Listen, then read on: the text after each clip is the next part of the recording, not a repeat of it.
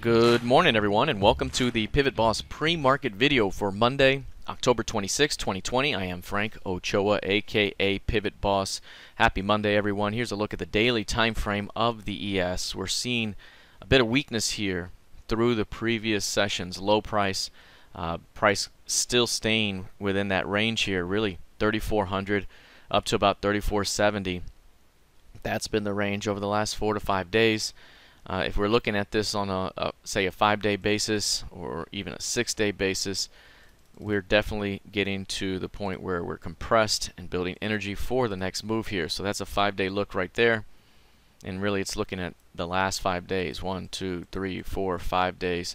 Very narrow range. It's 51% of what it normally is, and if we were to see expansion out of this range, which right now, again, a little bit of weakness coming into the market here, expansion could occur in any direction, and if it was to the downside here, then again we could see about 145 points of range.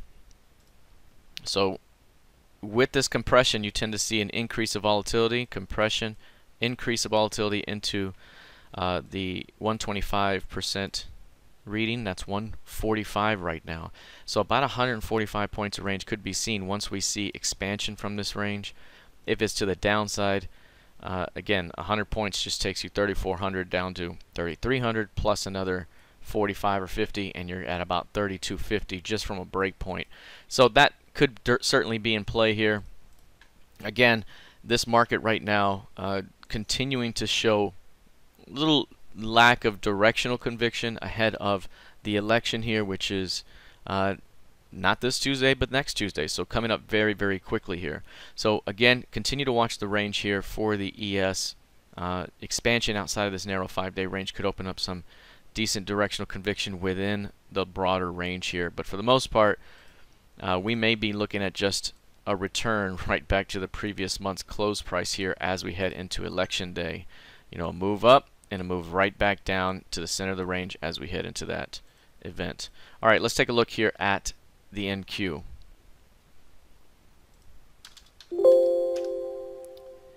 So there's the NQ. You'll see very similar price action right now with a compression. 41% of average range. So the last 5 days, look at this, it barely registers down here.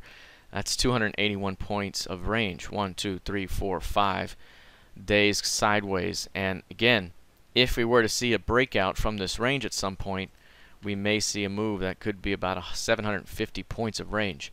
Now again, after the early move up, just begin the month, we have now shown a very strong top here, extreme reversal, and are now moving back to the blue dotted line below. That's going to be at around 355. And again, that's the FOMC key level. It's the previous month's close, and it could be a magnet for price coming up here pretty soon. All right, let's take a look now at crude oil. For the most part, crude oil is selling off a bit here. It's down already 2.8%. The rejection up here and the failure to get going to the upside was very telling, and now we're seeing a move that took us right into 39, which was our downside target from a rejection up here and a failure of this level there.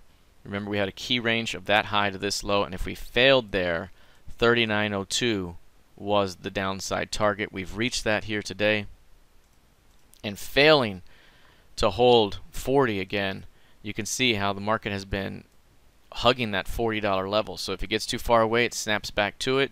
If it gets too far down, it snaps back to it. So right now we are seeing the move down.